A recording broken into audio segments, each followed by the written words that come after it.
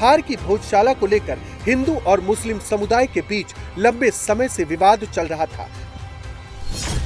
मुस्लिम समुदाय इसे कमाल मौला मस्जिद बताता रहा था, हिंदू समाज इसे मां सरस्वती का मंदिर कहता आया, लेकिन हिंदू अपनी आस्था पर डटे रहे और आखिरकार 750 सालों के संघर्ष के बाद अदालत ने फैसला कर दिया, भोजशाला मस्जिद नहीं मंदिर है, यहाँ नमाज नहीं पूजा की जाएगी। आदिकाल से भोजशाला मंदिर और आध्यात्म का एक बड़ा केंद्र रहा है। विगत कुछ वर्षों से यहाँ पर नमाज भी अदा की जा रही थी।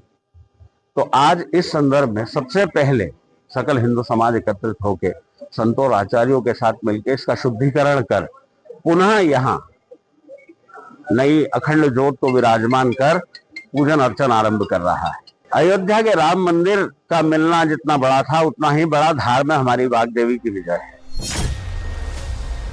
इतिहासकारों के मुताबिक भोजशाला का संबंध परमार वंश के राजा भोज से माना जाता है, जिन्होंने 11वीं सदी में धार को शिक्षा और संस्कृति का बड़ा केंद्र बनाया था। हिंदुओं और हिंदुओं से जुड़े संगठनों का दावा है कि यहाँ मां सरस्वती की पूजा होती थी और ये संस्कृत अध्ययन का प्रमुख स्थान था, लेकिन मुस्लिम समुदाय इसे नहीं मानता।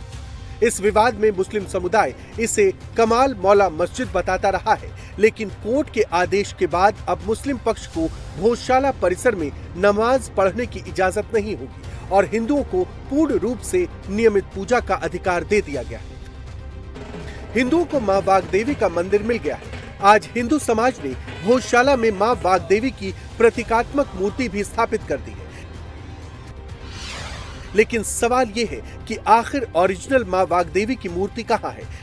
भोजशाला से मां वाग्देवी की मूर्ति लंदन कैसे पहुंच गई? 117 साल से लंदन में कांच में क्यों कैद है भोजशाला की देवी? लंदन के म्यूजियम से वापस भोजशाला कब लौटेगी मां वाग्देवी? क्योंकि बिन मां वाग्देवी भोजशाला अधूरी है। माननीय उच्च न्यायालय ने कल राज्य सरकार और केंद्र सरकार को निर्देशित किया है कि लंदन के ब्रिटिश म्यूजियम में जो मां वाग्देवी की मूर्ति 125 सालों से कैद है, उसको लाने के प्रयास सरकार को करना चाहिए।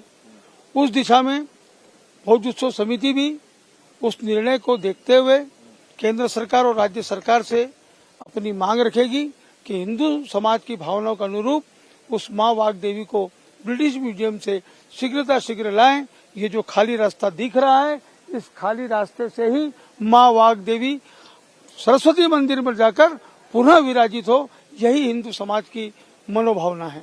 हमारे जो पूर्वज थे, जिन्होंने बहुत लंबे समय 700 साल तक यहाँ पर संघर्ष किया और इस हिंदुत्व को बचाए रखा, उसी हिसाब से 1935 से यह संघर्ष तेज हुआ। हमारे धार नगर के कई हुतात्माएं जो आज हमारे बीच नहीं है, उनके मार्गदर्शन में हमने उस समय भी कार्य किया।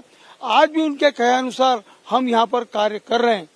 हम ये चाहते हैं कि वो तो अपनी आंखों से नहीं देख पाए, किंतु हम तो अपनी आंखों से मां को विराजित होते देख लें।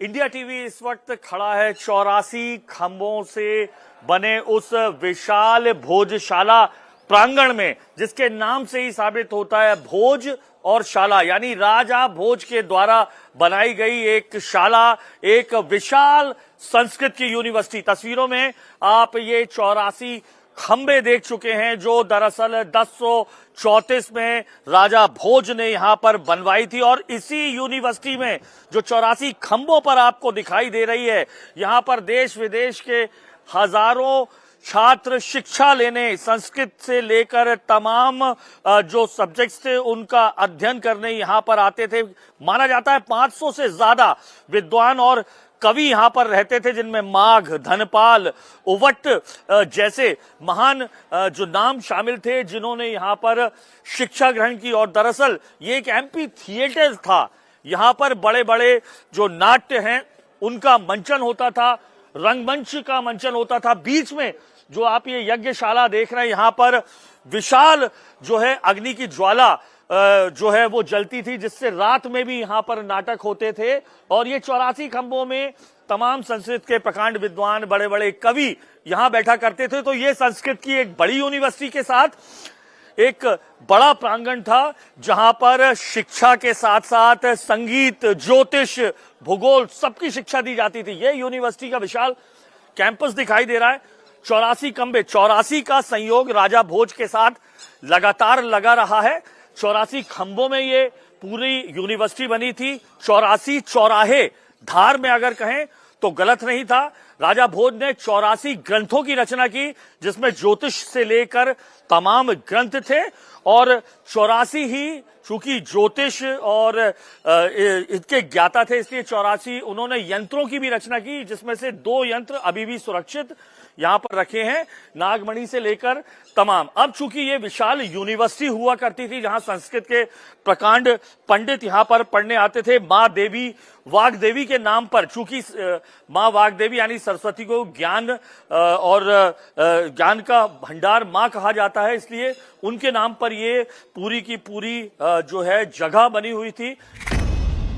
इस भव्य भोजशाला की स्थापना मालवा के राजा भोज ने 1034 ईस्वी में ज्ञान, विज्ञान और संस्कृत के अध्ययन के लिए किया था। राजा भोज ने यहाँ वाग्देवी की मूर्ति स्थापित की थी।